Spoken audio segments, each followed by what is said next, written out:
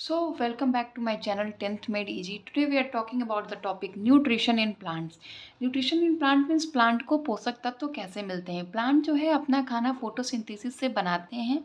Photosynthesis एक ऐसी process है जिसमें ग्रीन प्लांट जो है वो अपना फूड CO2 H2O के प्रेजेंस में सनलाइट को यूज़ करके और क्लोरोफिल को यूज़ करके वो फोटोसिंथेसिस करते हैं, जिससे वो अपना खाना खुद बना पाते हैं, जैसे कि ग्लूकोज।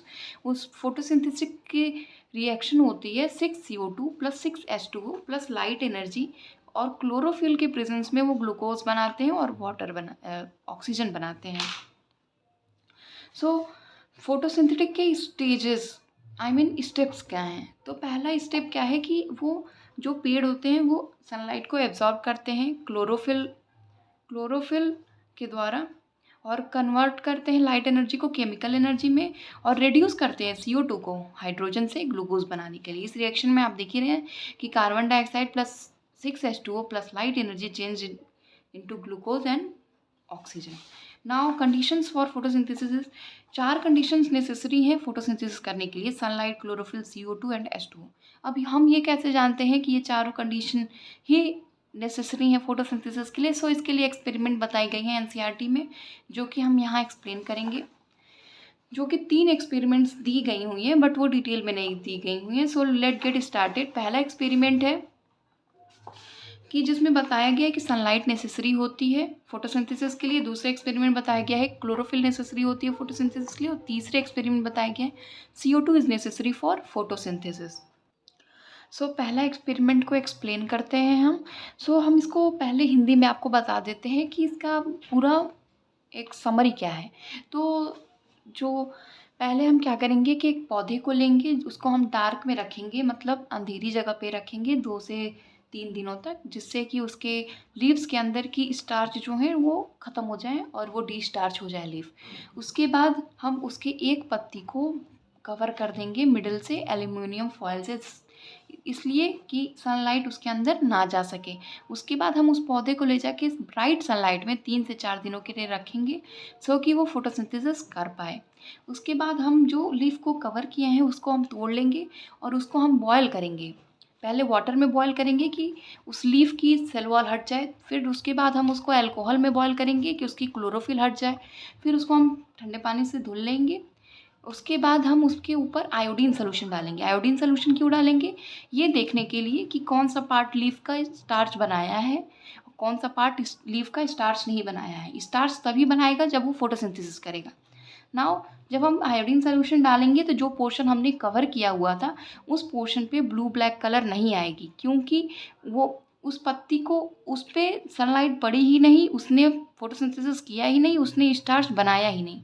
आयोडीन सोल्यूशन कोई कलर शो नहीं करेगा और जो पोर्शन स्टार्च बनाया है वो पोर्शन ब्लू ब्लैक में पूरा चेंज हो जाता है। इससे पता चलता है कि sunlight is necessary for photosynthesis. Now हमारा दूसरा एक्सपेरिमेंट है to show chlorophyll is necessary for photosynthesis. इसके लिए हम क्या करेंगे, एक पौधे को फिर से हम डार्क में रखेंगे कि वो डी स्टार्च हो जाए 2 से 3 दिनों के लिए। फिर उसको हम ब्राइट सनलाइट में रखेंगे 3 से 4 दिनों के लिए। और हम पत्ती ऐसी लेंगे जो कि पार्शियली ग्रीन हो और पार्शियली वाइट हो, और ना उसके पत्ती को हम 3 से 4 दिनों के बाद जब ब्राइट सनलाइट में रख लेंगे तो उसके एक पत्ती को तोड़ लेंगे और उसको बॉयल करेंगे पानी में उसकी सेल वॉल हटाने के लिए, फिर अल्कोहल में बॉयल करेंगे उसकी क्लोरोफिल हटाने के लिए, फिर हम उसके ऊपर आयोडीन सोल्यूशन डालेंगे।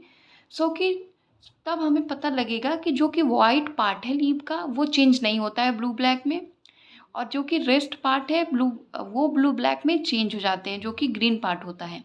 इसलिए हमें पता चलता है कि स्टार्च जो है ग्रीन पार्ट में ही बन रहा है, वाइट पार्ट में नहीं बन रहा है। ग्रीन पार्ट में इसलिए बन रहा है क्योंकि वहाँ क्लोरोफिल है। इससे हमें पता लगता है कि chlorophyll is necessary for photosynthesis. Now moving to the next experiment, जो कि बताया है कि CO2 is necessary for photosynthesis. अब इस एक्सपेरिमेंट में हम क्या करेंगे कि एक लॉन्ग नैरो लीफ लेंगे और उसको हम कंप्लीटली डार्क प्लेस पे रखेंगे 2 से 3 दिनों तक। उसके बाद हम उसको एक बॉटल में पुट करेंगे, एक बॉटल के अंदर रखेंगे, आधा अंदर रखेंगे आधा बाहर रखेंगे। उस बॉटल के अंदर हम KOH भी रखेंगे जिससे कि उसके अंदर CO2 ना प्रेजेंट हो। KOH रखने से CO2 जो होता है वो प्रेजेंट नहीं रहता है। फिर हम उस बॉटल को रबर से फिट कर देंगे tightly, so that no CO2 can enter in that bottle. So now उस आधी लीफ को जो कि अंदर थी और आधे लीफ को जो कि बाहर थी उसको निकाल लेंगे। उसके बाद हम उसके ऊपर उसको फिर से वाटर में बॉयल करेंगे, सेल वॉल रिमूव करेंगे, फिर हम उसको अल्कोहल में बॉयल करेंगे, उसको क्लोरोफिल रिमूव करेंगे, फिर हम उसके ऊपर आयोडीन सोल्यूशन डालेंगे। उसका हाफ लीफ जो कि कवर था वो चेंज नहीं होगा, वो जो कि अंदर था, क्योंकि ये बताता है कि CO2 का presence is necessary for doing photosynthesis, और फोटोसिंथेसिस होगा तो ही स्टार्च बनेगी। सो दैट हियर जो पत्ती अंदर थी बॉटल के जिसके अंदर KOH प्रेजेंट था, CO2 प्रेजेंट नहीं था, वो पत्ती बिल्कुल चेंज नहीं होगी, वो पत्ती सुई नहीं करेगी ब्लू ब्लैक कलर, जबकि बाहर वाली पत्ती वो की रहेगी photosynthesis so that it can show blue black color. So we can complete our topic of nutrition in plant. So next video I'll talk about nutrition in animal. So stay tuned and connected with me. Thank you for watching, and if you have any doubt related to this, comment me. I'll solve your doubt. Thank you so much.